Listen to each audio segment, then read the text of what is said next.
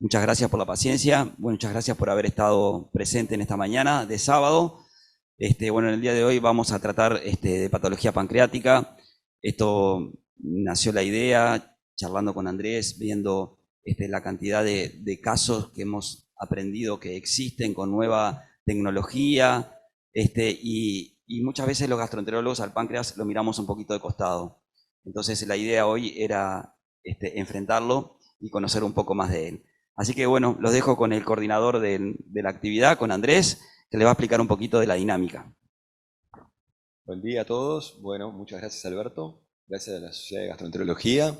La verdad que sí, es una actividad poco común, el tema páncreas, sobre todo patología benigna, pero la realidad que, bueno, por eso están acá, lo deben ver en su práctica clínica, que cada vez ven un aumento exponencial de lo que es esta patología.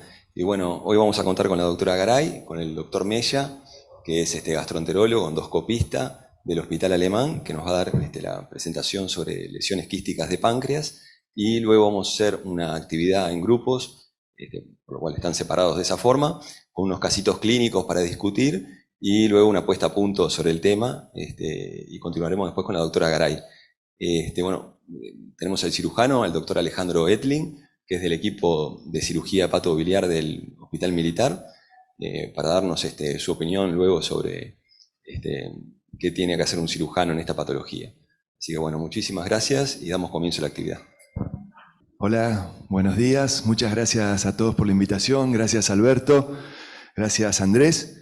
Y bueno, Andrés me decía que charlemos un poquito sobre lo que es las lesiones quísticas de páncreas.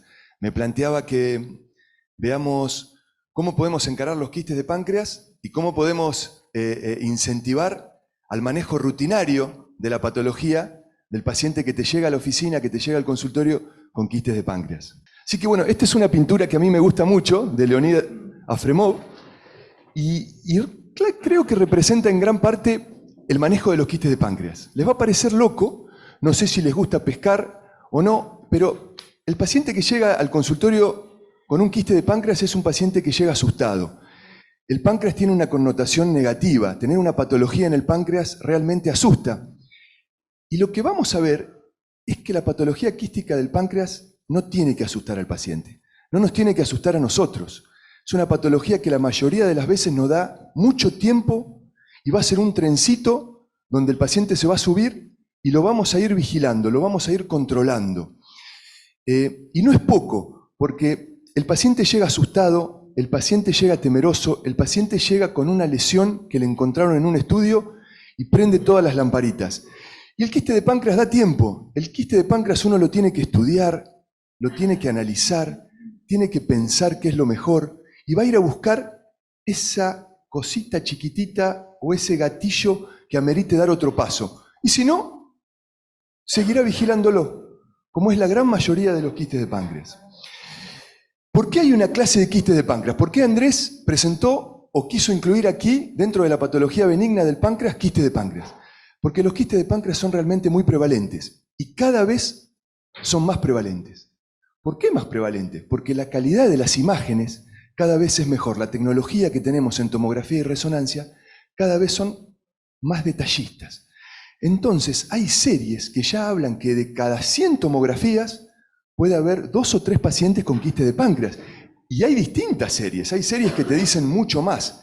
Y cuando miramos las resonancias, cada 100 resonancias que se hacen por un motivo no pancreático, podría haber cerca de 10 a 20 pacientes que le encuentran un quiste de páncreas en forma incidental, que no tiene nada que ver con el pedido del estudio. Nosotros hace poco, hace unos años, hicimos un estudio repasamos todas las tomografías y resonancias del hospital y miramos realmente cuál era la prevalencia de quistes de páncreas en nuestra corte hospitalaria. Y vimos 2 cositas, o 3 cositas. Una es que a medida que había mayor edad, había mucha más chance que el paciente le encuentre un quiste de páncreas incidental, tanto en tomografía como en resonancia. En nuestro estudio nos dio una prevalencia casi del 8% en tomografía y del 27% en resonancia. Es decir, cada 10 pacientes que se hacían resonancia, había 2 o 3 que podían tener un quiste de páncreas. Pero ¿qué fue la buena noticia?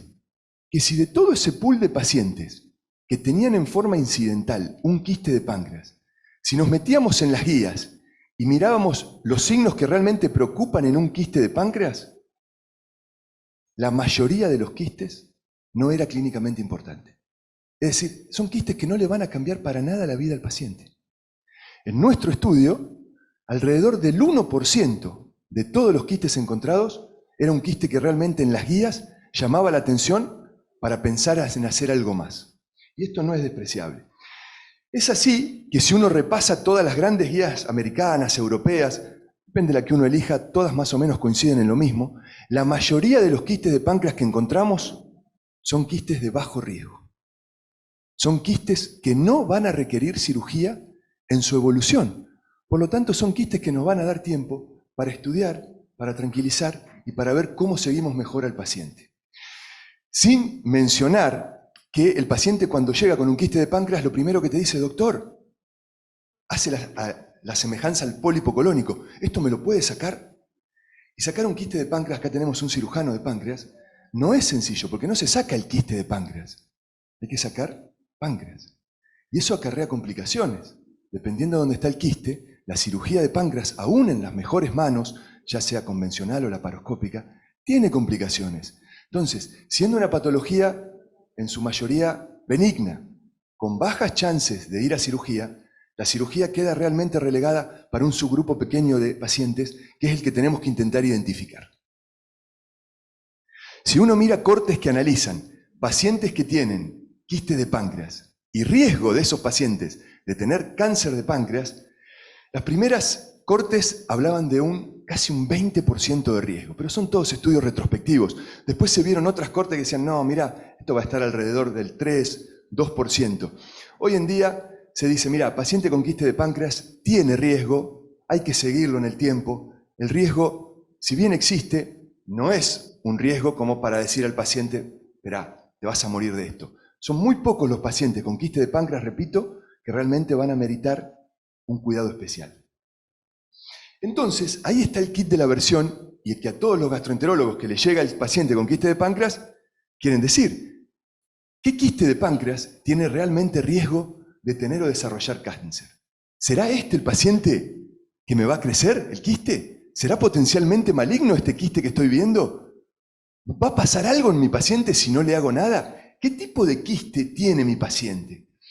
Y aunque no lo crean, y lamentablemente, dentro de la patología quística pancreática, tenemos que aprender a manejar también nuestra ansiedad. Muchas veces el manejo del quiste de páncreas es manejar la incertidumbre. El concepto fancy, divertido, de poder meterse adentro del quiste, tener el diagnóstico histológico, saber con precisión qué es ese quiste que estamos viendo, los voy a desilusionar. La mayoría de las veces no vamos a saber qué realmente es el diagnóstico histológico del quiste de páncreas. No nos podemos, hay estudios, hay proyectos de meternos adentro del quiste, tomar biopsias de la pared, tener un diagnóstico preciso, pero muchas veces no llegamos a eso. Entonces el diagnóstico y el manejo del quiste de páncreas es con incertidumbre, ¿sí? Vamos a basarnos en guías, en intervalos, en elegir qué estudio es mejor para seguir un quiste de páncreas. Y en esto nos contamos. Nuestras herramientas para manejar, para seguir los quistes de páncreas, es tener un buen grupo multidisciplinario. Poder charlar, poder tener un cirujano, un oncólogo, un anatomopatólogo, un endoscopista, un ecoendoscopista, imagenólogos. Son claves las imágenes para el manejo de los quistes de páncreas. Poder charlar con el tomografista, con el que hace resonancia, con el que hace ecoendoscopía. Y de aquí, de toda esta conjunción, va a salir el mejor manejo para el paciente. ¿Qué es entonces lo que recomiendan las guías cuando te sentás y tenés el paciente que te cae en una tomografía o en una resonancia que tiene un quiste de páncreas? Lo primero que tenemos que pensar es, a grandes rasgos, ¿este quiste que me está mostrando el paciente, será realmente o actualmente maligno? La mayoría va a ser no. Y ahí entonces te pones a pensar, pucha, si no hay ningún signo en la ecografía, ni en la tomo, ni en la reso que sea maligno, ¿será mucinoso? Porque a grandes rasgos sabemos que hay dos tipos de quistes. Los mucinosos, que serán los quistes premalignos, que serán los que tendrán la potencialidad de desarrollar cáncer, y todos los que no son mucinosos, que generalmente son las lesiones benignas, representadas en su gran magma por los cistoadenomas serosos y los pseudoquistes de páncreas. Hay un montón de quistes de páncreas. Si uno se pone a ver la lista de quistes de páncreas, de diagnósticos etiológicos de quistes de páncreas, quizás sea innumerable, pero uno en su mente se queda en si no es un seroso, si no es un pseudoquiste, si no es un cistoadenoma mucinoso y si no es una neoplasia quística papilar mucinosa de las intraductales. Entonces, muchas veces no podemos diferenciar ahí, cuando estamos con el paciente, si es mucinoso o no es mucinoso. Entonces lo que vamos al siguiente paso es si tenemos algún signo que este quiste tenga riesgo potencial de malignidad. Y en eso, en esa bandera, en esa frase de riesgo potencial de malignidad, es donde la mayoría de las guías hacen el semáforo para ver cómo seguimos al paciente o qué hacemos con el paciente. Eso va a decidir si al paciente lo vamos a dar de alta, decirle no te preocupes, si al paciente le vas a decir, no, mira, vamos a tener que estar en un esquema de vigilancia, en un trencito, cada tantos intervalos nos vamos a ver con una imagen, o si directamente le vas a decir, mira, esto es para ver un cirujano, para ver un oncólogo, tenemos que hacer algo más. ¿Y qué es lo que determina en un quiste de páncreas que tenga riesgo potencial de malignidad, que tenga la chance de tener un cáncer de páncreas mini-invasivo o realmente un cáncer de páncreas que ya uno esté avanzado? Básicamente nos basamos tanto en tomografía, en resonancia como en ecoendoscopía con los mismos signos. Y son clínicos e imagenológicos. Los signos que realmente tienen alto riesgo para tener cáncer de páncreas o riesgo de malignidad de cáncer de páncreas es que el quiste cause una obstrucción biliar, que el paciente venga con un cuadro de un síndrome obstructivo, con ictericia, que el paciente tenga un componente sólido, es decir, un nódulo, si lo queremos decir, mayor de 5 milímetros, que capte con el contraste o que realmente sea un componente sólido, como esto que vimos aquí abajo. Esto es un componente sólido en la pared de un quiste. O que dilate el conducto pancreático más de 1 centímetro. Si un quiste de páncreas dilata el conducto pancreático más de 1 centímetro, o tiene componente sólido, o te causó un cuadro clínico de obstrucción biliar, pensá, ese quiste de páncreas probablemente tenga un cáncer mínimamente invasivo o avanzado. Y ese paciente es el que te tiene que llamar la atención. Hay un gran submundo de otros signos que no son tan graves, pero también nos tienen que llamar la atención y prender la lamparita. Es que el paciente con quiste de páncreas haya hecho una pancreatitis, que tenga un quiste de páncreas grande, mayor de 3 centímetros, o que esté dilatando el conducto pancreático principal, pero que no llegue a pasar el centímetro de dilatación, o que tenga un nódulo pequeño, o que empiece a engrosar los septos o las paredes del quiste, o que el quiste haga un cambio en el conducto pancreático en forma abrupta, te produzca una estenosis y que te empiece a atrofiar el parénquima hacia la cola. Eso te tiene que llamar la atención. ¿Por qué? Un quiste te está estenosando el wirsum y te está haciendo una hipotrofia o atrofia corporocaudal hacia la lesión. Que haya adenopatías, que el quiste en el seguimiento empiece a crecer. Eso es algo quizás muy importante. Muchas veces los quistes de páncreas, como vamos a ver, el gran pool de los quistes de páncreas los seguimos, los controlamos. Entonces, que un quiste de páncreas que estamos siguiendo te desarrolle en el seguimiento alguna de estas cositas, nos tiene que prender la lamparita, ¿sí? Generalmente, el crecimiento es lo que más vemos. ¿Sí? Entonces vamos a estar atentos al crecimiento. Aquí las guías fueron muy precavidas en decir qué es crecimiento de un quiste de páncreas. Porque ¿cómo se determina el crecimiento? El crecimiento, uno pone una crucecita, tira la línea, pone la otra crucecita y mide.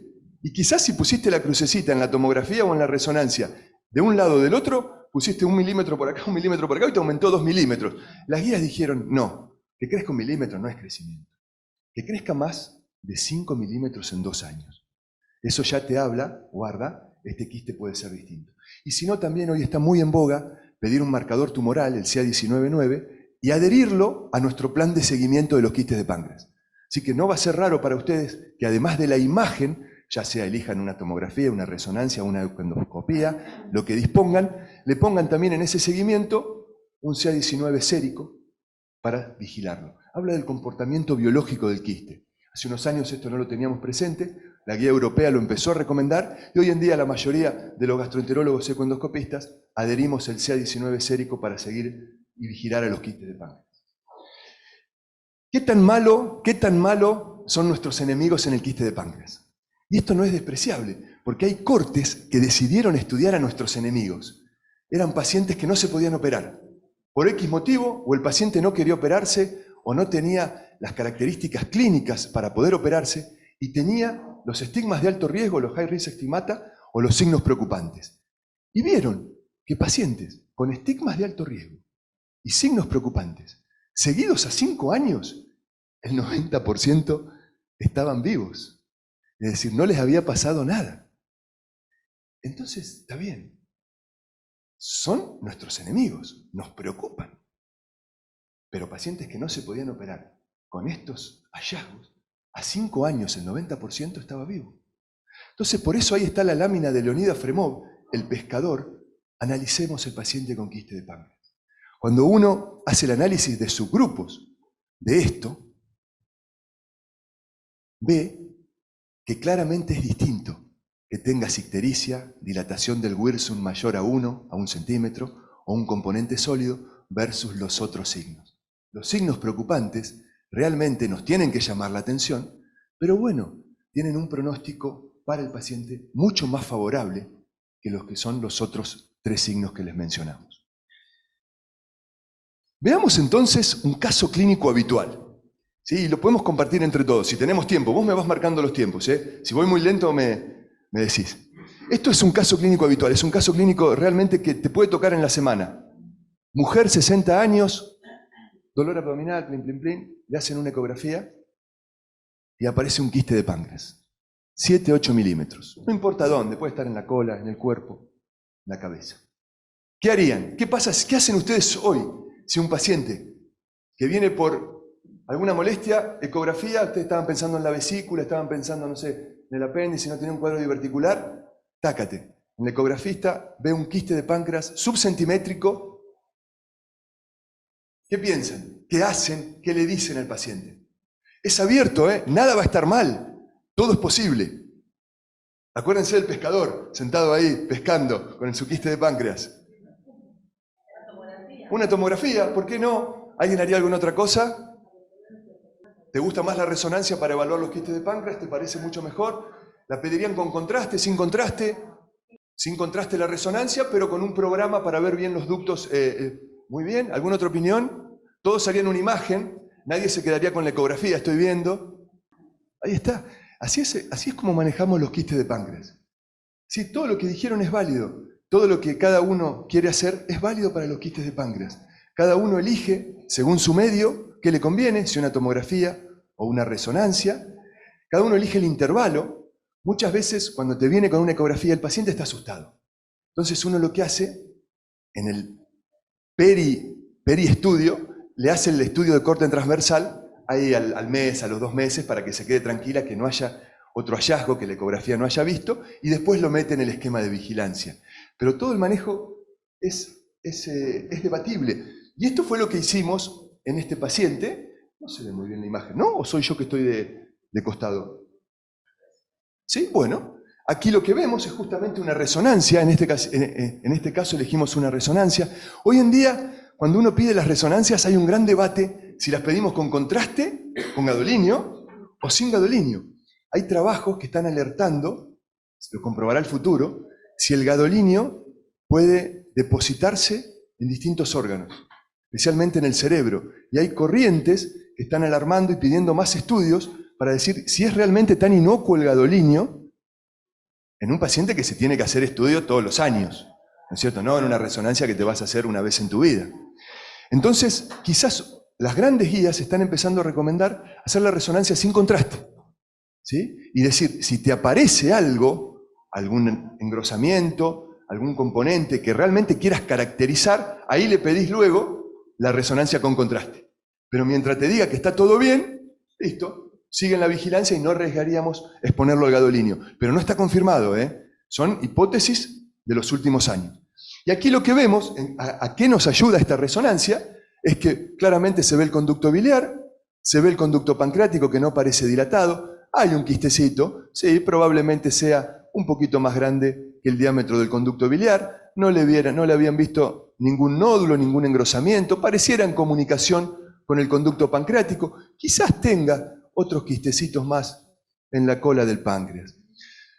Y uno ahí, con ese informe, muchas veces la resonancia te viene con una presunción, el imagenólogo te da una apreciación de lo que opinó, probablemente sea lo que se llaman los IPMN, las neoplasias intraductales papilares mucinosas de rama lateral. ¿Sí? Al ser pequeño, sin ningún signo preocupante, sin ninguno de nuestros enemigos, probablemente en base al tamaño decidiramos cuándo lo vamos a seguir y con qué estudio lo vamos a seguir. Y por qué no agregarle un CA19 sérico para ver que no se eleve y que este quiste no tenga ningún comportamiento biológico que nos llame la atención. Esta es una de las guías que más usamos. Esto es un tema importante. Ustedes como gastroenterólogos tienen que elegir la guía que ustedes quieran para seguir los quistes de páncreas. Yo les muestro esta, pero hay otras guías que las voy a mencionar al final y las pueden elegir. Todas marcan más o menos lo mismo. Está la europea, está la americana, está esta que es una de las más conocidas, que es la de Tanaka, la de Fukuoka. Pero cada uno elige la guía que quiere. Todas dicen más o menos lo mismo: descartar los signos preocupantes, estar atento a eso, y el intervalo de vigilancia cambiará. Será 6 meses antes, 6 meses después, 1 año antes, 1 año después. Pero todas coinciden hoy en día, la mayoría, que hay que seguir los quistes de páncreas a un intervalo en base al tamaño. Ese es el mensaje. En este caso, habíamos visto que no tenía ningún signo preocupante, ningún estigma de alto riesgo. Entonces, probablemente, al no tener ninguno de ellos, lo más común era decidir el seguimiento en base al tamaño. Si es un quiste que es pequeño, como van a ser la mayoría de los quistes que vamos a ver en el consultorio, lo más probable es, como dijo la doctora, que le hagamos una imagen en 1 o 2 años. Generalmente la haces al año para quedarte tranquilo. Y ahí ves, al año te cae de vuelta el paciente, te sentás nuevamente, te trae y dice: oh, está igual. Bueno, el año que viene lo pedimos de vuelta y le pedís otra imagen con otro marcador del CA19-9. O si en ese seguimiento hubo algo que cambió el tamaño, apareció algún engrosamiento que no le gustó al imagenólogo, o algo que no te gusta, ahí ves qué haces. ¿Sí? Pero la mayoría de los quistes de páncreas, en este caso clínico, están encajados. Este es algo distinto. Es un varón de 60 años, tuvo un cólico renal, le hacen una tomografía para ver el cólico renal, para ver si tenía alguna complicación, y bueno, en esa tomografía le encuentran este quiste. Nuevamente parecía un quiste sin ningún signo preocupante. Sí, el tamaño, 17 milímetros, un poco generaba ansiedad, generaba incertidumbre. Se le hizo el control al año. Y en ese año, realmente, cuando uno ve las imágenes, hay un crecimiento del quiste. Es decir, no es que creció poquito. Es un quiste que uno lo mira a grandes rasgos, sin tener la medición electrónica. Es un quiste que ha crecido. Entonces, bueno, este paciente entra dentro de ese capítulo de quistes que estamos siguiendo en el trencito de seguimiento de los quistes de páncreas, que tuvo algo distinto, que cambió. Y probablemente en este paciente que ha crecido haya que hacer algo distinto. ¿Por qué creció el quiste de páncreas? ¿Qué le está pasando a este paciente que en 1 año prácticamente duplica al ojo su tamaño? Hay estudios que muestran que si un quiste de páncreas crece, ese quiste de páncreas tendría más riesgo de desarrollar malignidad. Como vimos, el crecimiento dentro de los quistes de páncreas mayor de 5 milímetros cada 2 años es un signo que nos debe preocupar. Entonces, si un quiste crece, ahí sí piensen en su consultorio de hacer algo más. Consultarle al cirujano, consultarle al ecoendoscopista, ver si no hay que hacer una ecoendoscopía, ver por qué está creciendo. No se van a quedar con esa incertidumbre. Por supuesto que lo van a seguir, le van a pedir otra imagen, pero algo distinto hay que hacer. ¿Sí? Esto es lo que recomienda esta guía que yo les he mostrado, que si un paciente en su seguimiento desarrolla algunos de los signos preocupantes, es conveniente quizás hacer una ecoendoscopía para profundizar si hay algo que nos esté haciendo pensar que este paciente puede estar desarrollando un cáncer mínimamente invasivo. Veamos otro caso. Este es un paciente de 75 años, tenía o venía con un quiste de páncreas ya conocido de 3 centímetros en el cuello. Acá lo vemos, un quiste, acá se ve el conducto pancreático principal, aquí se ve la vía biliar.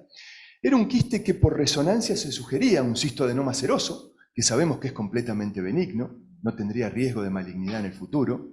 Se estudió, porque como les digo, siempre hay incertidumbre. Por más que la imagenología te diga esto me parece que es esto, uno siempre sospecha o quiere quedarse tranquilo que no es un quiste mucinoso. Se le hizo una ecoendoscopía, se lo analizó, tenía imágenes características ecoendoscópicas de ser un cistoadenoma seroso, se lo punza, da para un cistoadenoma seroso, y se le dice al paciente, quédate tranquilo, probablemente esto es una patología benigna, no tengamos que hacer mucho más.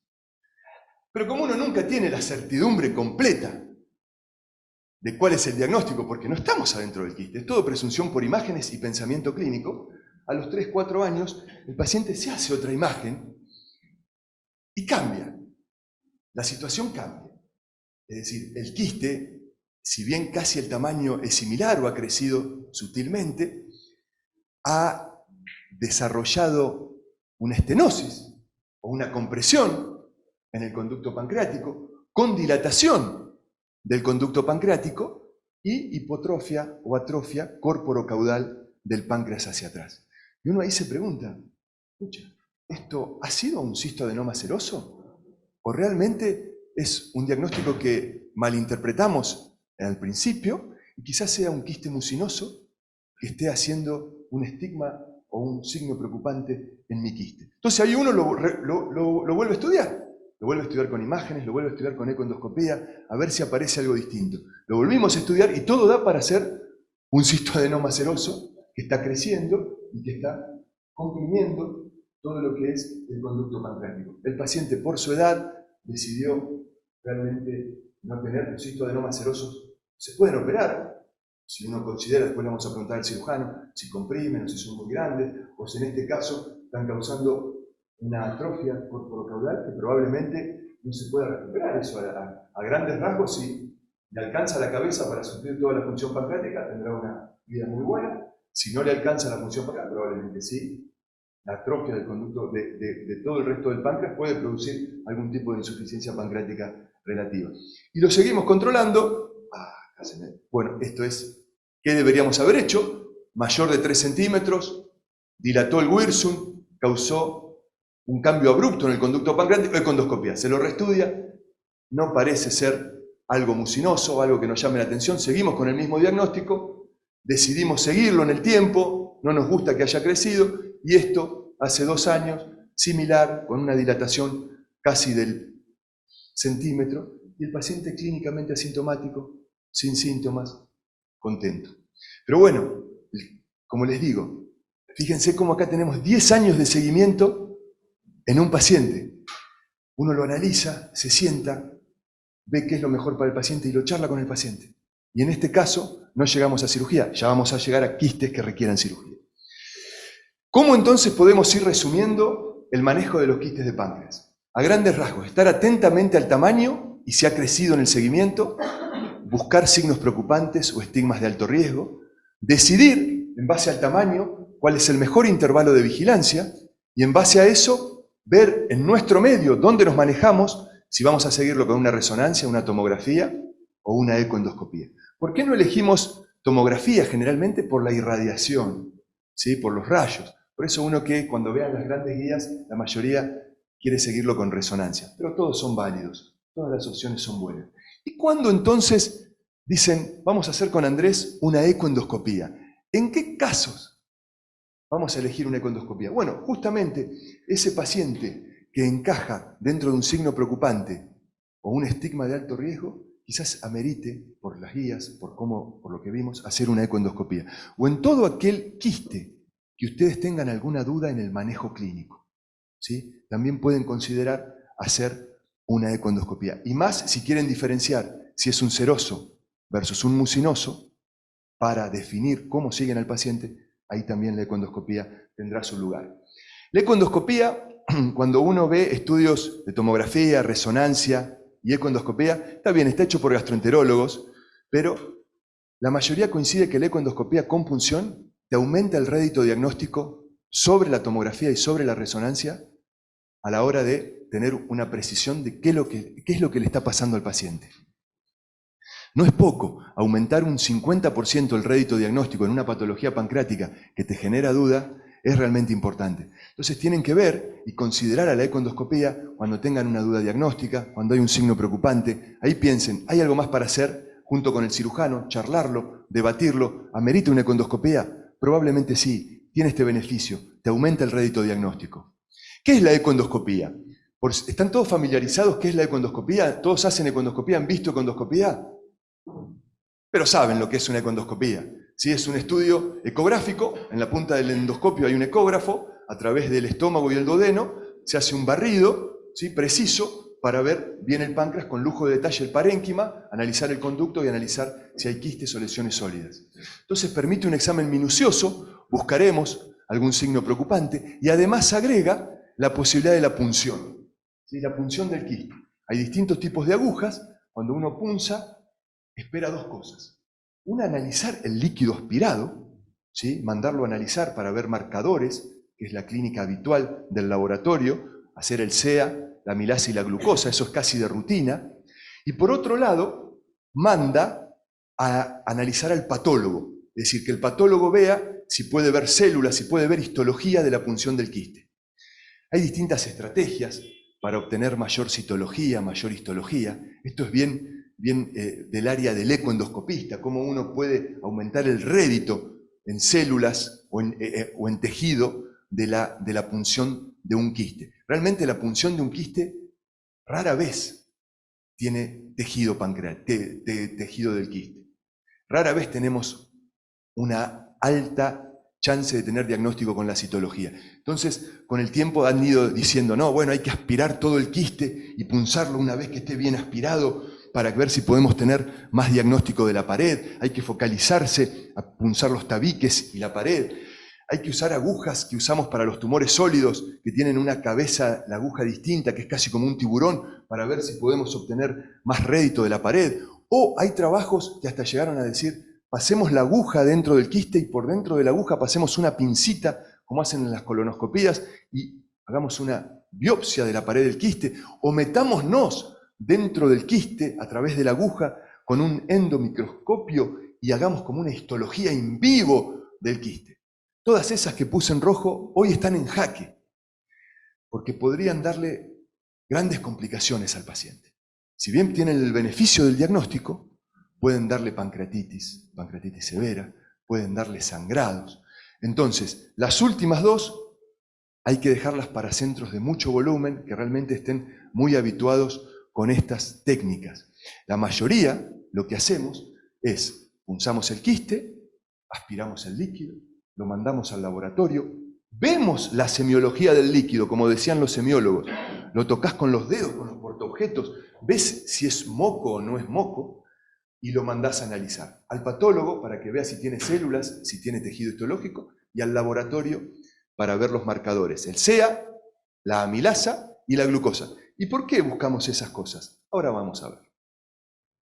Estos son ejemplos de un quiste grande en la cola del páncreas, en la tomografía, en la resonancia, y este mismo quiste en la ecografía, detectando un sutil engrosamiento en la pared, que no se había detectado por ambos estudios, y además adenopatías. Probablemente es un quiste grande, ¿sí?, que tiene signos preocupantes, porque tiene un engrosamiento y tiene adenopatía. Probablemente el cirujano ya se está relamiendo para ir a operarlo. Probablemente sea un quiste mucinoso de páncreas o un cistoadenoma mucinoso.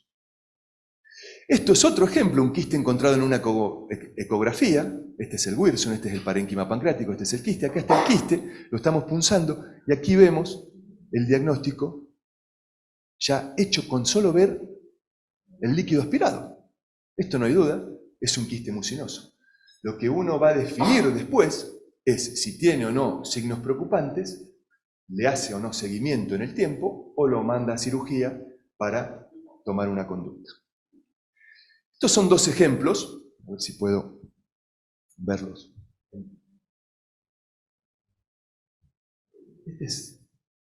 El primero es un quiste de páncreas, lo que están viendo acá es un quiste de páncreas en la cabeza, esto es la vena porta, un quiste grande, tabicado, lobulado. Uno lo que hace es escanear de un lado para el otro, va viendo las loculaciones, va viendo si hay algún engrosamiento, va viendo si los septos están engrosados. Eso es lo que uno le exige al ecografista cuando ve un quiste de páncreas, a ver si hay algo además de lo que te muestran las imágenes, que le puedas dar un plus.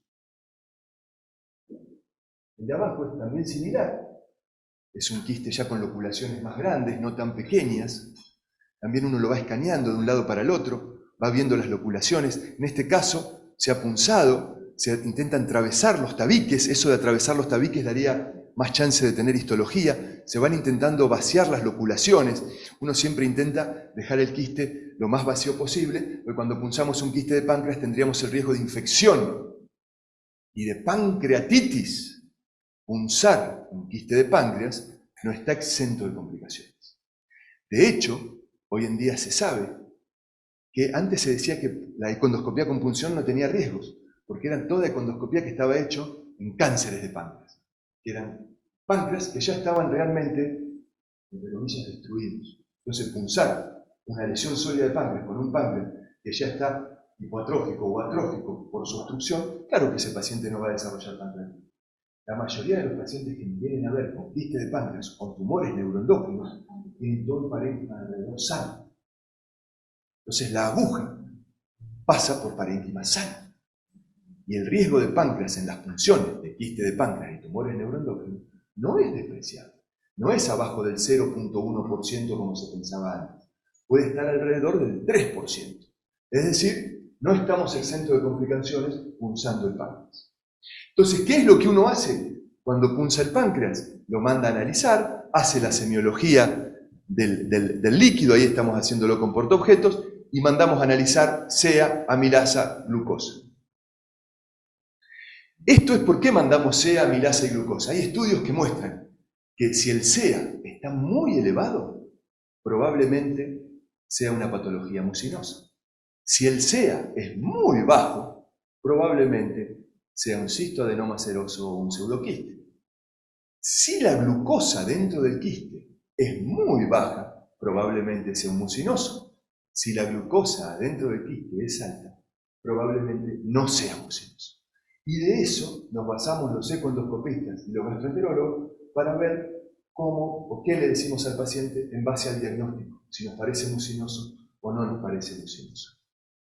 Esto es básicamente lo mismo mostrado escrito. Si vemos que es claramente mucina o tiene el aspecto de mucina al estirar el líquido con el portaobjeto, es muy preciso para que sea mucinoso. Si el CEA es arriba de 1000, no de 192, de arriba de 1000, probablemente sea arriba de 800, probablemente sea mucinoso. Si es abajo de 5, probablemente sea no mucinoso. Y si la glucosa es muy baja, abajo de 50, probablemente sea mucinoso. Eso para que lo tengan en mente, va a ser cuando le manden un paciente a Andrés y les devuelva pensando que es mucinoso, no, es en base a esto, es en base a esta interpretación. ¿Tenemos tiempo, Andrew, para unos 2 casitos más? ¿En serio? ¿Sí? Mujer, 42 años, había tenido un melanoma. Y el melanoma asusta, por más que te cures, porque el melanoma te puede dar hasta patología en el seguimiento. Entonces el melanoma siempre te preocupa. Y en ese tiempo de seguimiento aparece un quiste incidental en la cabeza del páncreas. Quiste que, si acá no tenemos imagenólogos, ¿no? ¿Hay alguno que es imagenólogo? ¿Hay alguno que es imagenólogo? Gracias por el micrófono. No. Es un quiste en la cabeza del páncreas que parece que tiene algunas calcificaciones. Entonces, esto sí, un quiste grande de 30 milímetros en la cabeza del páncreas. Una paciente que ha tenido un melanoma, uno piensa, pucha, ¿qué será esto? ¿Es un mucinoso? ¿Es un cinoso? ¿Es una metástasis del melanoma? Es un paciente que por ahí no esperás y decís, hagamos algo más. Este paciente se le hizo una ecoendoscopía y aquí lo que vemos, sí, es un quiste que parece tabicado, quizás tenga algunas calcificaciones que son las que se ven en la tomografía, por eso este barrido, esta sombra acústica. No se veía todo esto que ven acá es parénquima sano en la mujer, y acá con algunas áreas microquísticas, con un quiste dominante, y ese quiste dominante decide punzarse para mandar a estudiar. Y no es que uno se queda tranquilo ni nada, pero el análisis del líquido dio un CEA realmente muy bajo, una amilasa baja, una glucosa arriba de 50, y ninguna célula típica que haga pensar que esto podría ser una metástasis. Entonces, bueno, quizás esta mujer tiene un melanoma, pero además desarrolló un cistoadenoma seroso. Uno es que uno se queda 100% seguro que es un cistoadenoma seroso porque son todos análisis indirectos. de la presunción nuestra, probablemente la sigamos, hagamos otra imagen, veamos que no haya cambios en el quiste, pero bueno, nos quedamos tranquilos que no parece ser ni una metástasis ni un quiste mucinoso. Veamos otro caso, mujer de 50 años, reiterados episodios de diverticulitis. A tal punto que uno se pregunta, ¿fueron todas diverticulitis? Porque en uno de esos hallazgos, en una tomografía, le aparece un gran quiste de páncreas en el cuerpo y en la cola. ¿Habrá sido alguno de esos episodios de diverticulitis una pancreatitis? ¿Habrá hecho un pseudoquiste y pensábamos que esas diverticulitis eran diverticulitis y tuvo otro cuadro? Entonces este paciente lo fuimos a estudiar con una econdoscopía pensando si no tenía un pseudoquiste. Entonces aquí esto es lo que uno hace el barrido econdoscópico, ¿sí? Vemos una lesión anecoica, básicamente limpia, no se ve heterogeneidad dentro del líquido, es una lesión grande. Acá es como uno mide, esto mismo hacen los imagenólogos y los tomografistas, trazan 2 líneas y miden. Y decidimos punzarlo, aspirar el líquido, punzar la pared, y nos vino un CA relativamente alto, en 400, una amilasa alta, que nos hacía pensar si no era un pseudoquiste, con una glucosa baja, y aquí nos animamos a pedirle, esto no es de rutina, un CA19,9 dentro del quiste, con un CA19,9 altísimo. Entonces esto nos hizo pensar que esto realmente podía no ser un pseudoquiste. Este paciente fue a cirugía, se le hizo una esplenopancreatectomía distal y fue una neoplasia quística mucinosa con displasia de bajo grado. Estos son los pacientes que se curan. Si uno este quiste por ahí lo deja evolucionar, tiene riesgo de desarrollar cáncer. Son patologías quísticas del páncreas que pueden evolucionar al cáncer. Es así que si uno hace un resumen de si es realmente útil la econdoscopía, sí, la econdoscopía ha demostrado tener impacto en el manejo de los quistes de páncreas. Por eso no es para todos los pacientes, no es para todos los pacientes, pero sí en ciertos pacientes realmente puede cambiar el manejo, cuando hay duda diagnóstica o cuando hay algún signo preocupante. Este es un trabajo que ha mostrado cómo pacientes fueron dados de alta en lugar de ir a cirugía, o fueron a cirugía en lugar de seguir siendo vigilados, o fueron dados de alta en lugar de seguir en vigilancia. Está bien, es un estudio que habla muy a favor de la econdoscopía, quizás no tenga semejante impacto, pero este trabajo mostró 70% de impacto en aquellos pacientes que realmente tenían duda diagnóstica y o signos preocupantes. Entonces, tengamos presente la econdoscopía como un punto de inflexión para ver si el paciente requiere algo más de ir a cirugía o oncología, o es un paciente que podemos seguir vigilándolo en base al tamaño. Y estas son las otras guías que existen, todas son buenas, todas, cada uno tiene que elegir una, simplemente la muestro para decir cómo una verdad puede ser contada de distintos ángulos, de distintos puntos de vista. Son todas guías de distintos continentes, todas válidas para seguir a los quistes de páncreas, elijan la que a ustedes les sea más cómoda, todas son buenas, cambiarán en el seguimiento en algunos meses.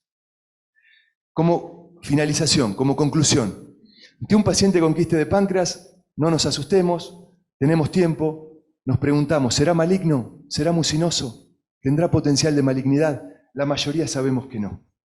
Buscaremos atentamente signos preocupantes, estimas de alto riesgo en el seguimiento, decidiremos cuál es el mejor estudio para realizar el seguimiento, tomografía, resonancia, econdoscopía en base a lo que tengamos en nuestro medio, decidiremos junto al paciente el intervalo de seguimiento, definiremos cuándo vamos a necesitar una econdoscopía en base a todo esto que charlamos y siempre considerar que ese paciente que tiene un quiste de páncreas, que te aparece con algún signo preocupante, que ha crecido, algo que le parece que amerita un cuidado mayor, meterlo en un grupo multidisciplinario de páncreas, donde estén los cirujanos, los imagenólogos, los oncólogos, y se charla, se discute y se ve cuál es el mejor manejo para el paciente. Bueno, estoy abierto a preguntas, muchas gracias.